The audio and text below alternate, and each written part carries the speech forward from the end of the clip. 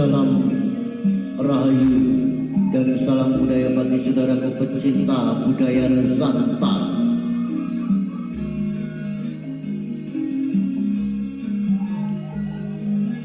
Kali ini kami akan mengangkat sebuah kisah karya Tri Palmiro Mintarjo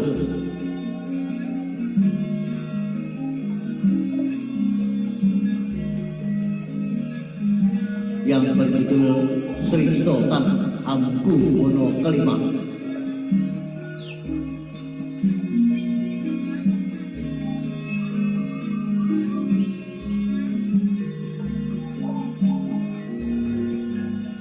Lahir pada tanggal 20 Januari 1821, putra Sri Sultan Hamengkubuwono keempat dengan Gusti Kanjeng Ratu Kencono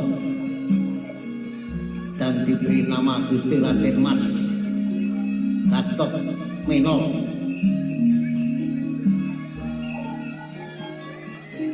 Tahun 1823 ketika ayahandanya wafat, beliau diangkat menjadi Sri Sultan Hamengkubuwono kelima ketika baru menginjak usia 3 tahun. Tumbuh besar dengan perlakuan khusus antara perasaan iba dan tanggung jawab yang besar. Seperti itulah yang membentuk karakter beliau menjadi orang yang lemah lembut dan sebisa mungkin menghindari kekerasan.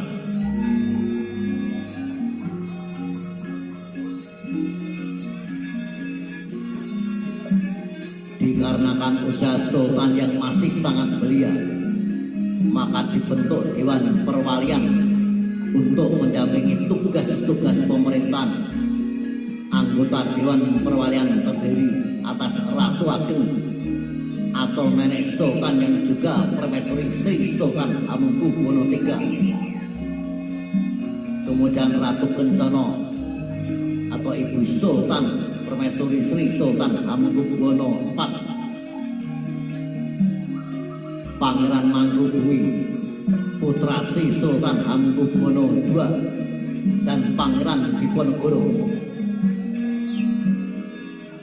Para wali itu hanya mempunyai wewenang mengawasi keuangan keraton, sedangkan pelaksanaan pemerintahan keraton berada di tangan Patih Danurjo III di bawah pengawasan Presiden Belanda. Sama halnya dengan ayah beliau yang didampingi oleh Dewan Perwalian, Sri Sultan Hamengkubuwono V memegang kendali pemerintahan secara penuh pada tahun 1836 ketika usianya menginjak 16 tahun. Masa kepemimpinannya sempat digantikan sementara oleh kakek buyutnya Sri Sultan Hamengkubuwono II pada tahun 1826 sampai 1828.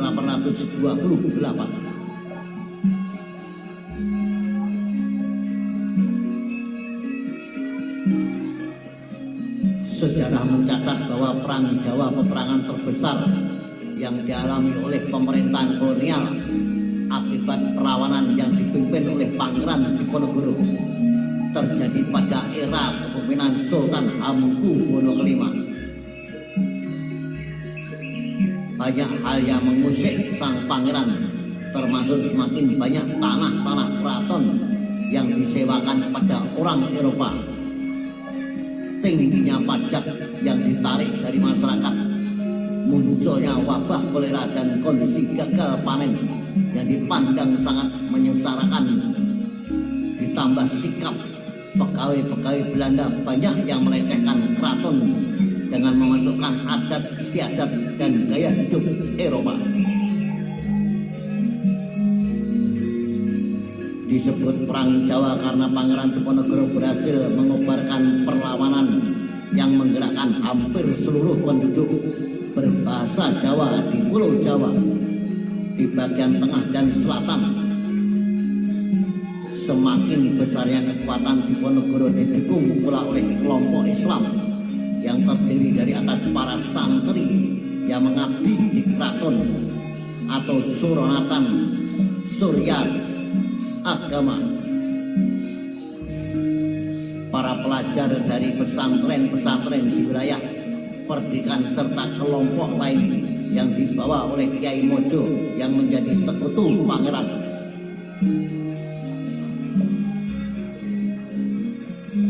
Perang Jawa telah menimbulkan kerugian yang sangat besar bagi Belanda.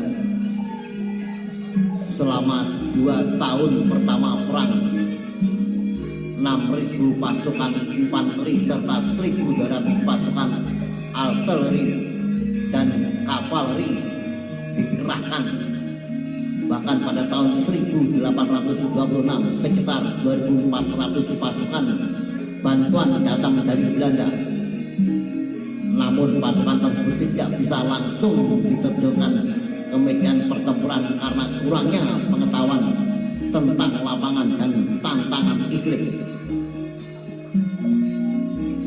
Hingga akhirnya pada tahun 1827 pemerintah kolonial di bawah pimpinan Jenderal de Kock berhasil mengurung tentara sang pangeran di wilayah pegunungan sempit antara Sungai Progo dan Sungai Bogowonto di Kabupaten Kulon Progo, Kedu Selatan, Bagelen Timur. Pasukan Pangeran Diponegoro yang jumlahnya sudah menyusut banyak semakin terkucil dan dapat dikalahkan.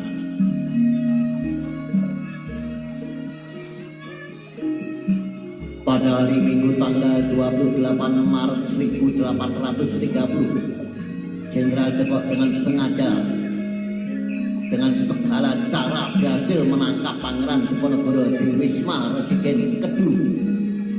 Selanjutnya Pangeran Diponegoro bersama beberapa pengikutnya dibawa ke Semarang, kemudian dibawa ke Batavia untuk diasingkan di Manado dan berakhir di Makassar hingga wafat pada tanggal 8 Januari 1855.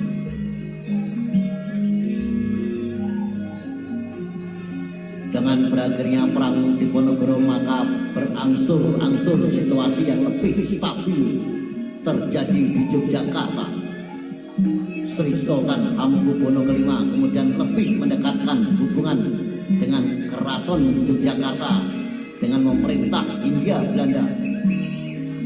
Hal ini dilakukan sebagai taktik perang pasif, yakni melakukan perlawanan tanpa pertempuran darah. Sri Sultan Hamengkubuwono V mengharapkan dengan dekatnya Keraton Yogyakarta dengan pemerintahan Belanda akan ada kerjasama yang saling menguntungkan sehingga kesejahteraan dan keamanan rakyat Yogyakarta dapat terpelihara.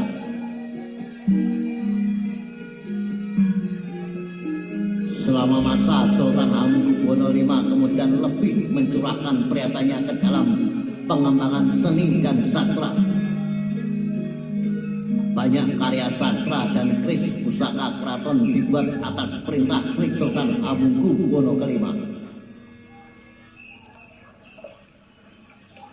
Sri Sultan Hamengkubuwono V wafat pada tanggal 5 Juni tahun 1855. Dimakamkan di Astana Basiaran, Pajimatan Imogiri. Ketika beliau meninggal, permaisuri pertamanya Gusti Kanjeng Ratu Kencana tidak berputra.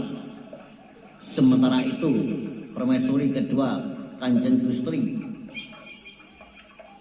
Sekar Kedaton yang sedang hamil belum menunjukkan tanda-tanda kelahiran. Maka itu tahta kerajaan kemudian dipegang oleh adik Sri Sultan Hamengkubuwono V yang bernama Raden Mas Kustojo, bergelar Sri Sultan Hamengkubuwono ke-6.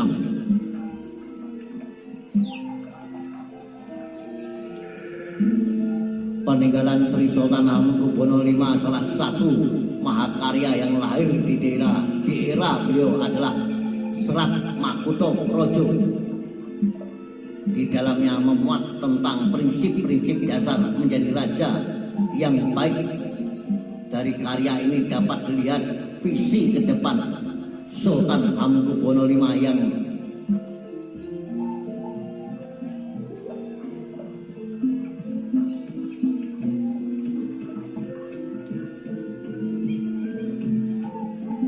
peninggalan Sri Sultan Hamengkubuwono V, salah satu mahakarya yang lahir di era beliau adalah Serat Makuthareja.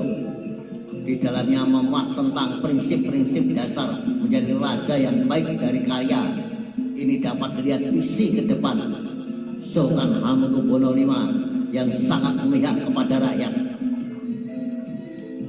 Serat Makuthareja ini pula yang nantinya menjadi pedoman bagi raja-raja selanjutnya dan juga menjadi rujukan bagi pemimpin-pemimpin di luar keraton. Serat Makuthareja ini kurang lebih mengandung nasihat-nasihat dari kitab Tajus Salatin.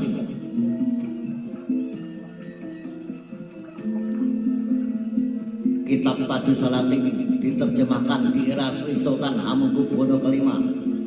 Kemudian lahir pula karya lain seperti Suluk Sujinah, Serat Syekh Tekawardi, dan Serat Syekh Hidayatullah. Sri Sultan Hamengkubuwono V juga menunjukkan perhatiannya yang besar terhadap kegiatan-kegiatan seni, terutama seni tari. Beliau memimpin sendiri komunitas tari di istana. Bahkan beberapa sumber juga mengatakan ia turut menjadi penari. Di samping tarian, Sri Sultan Hamengkubuwono V memperkasai gending gati yang memadukan alat musik diatonis seperti terompet, trombon, suling, dan jenis drum atau tambur dengan kerawitan Jawa. Gending gati ini lazimnya digunakan dalam gerak kapang-kapang pada tari bedaya atau srimpi, yaitu komposisi ketika masuk atau keluar dari ruang tari.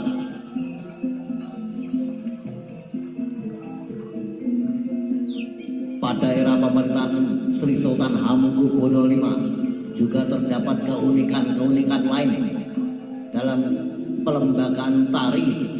Beliau membentuk kelompok penari bedaya yang biasanya ditarikan oleh para penari wanita, digantikan oleh sekelompok penari laki-laki yang disebut kelompok bedoyo kakung.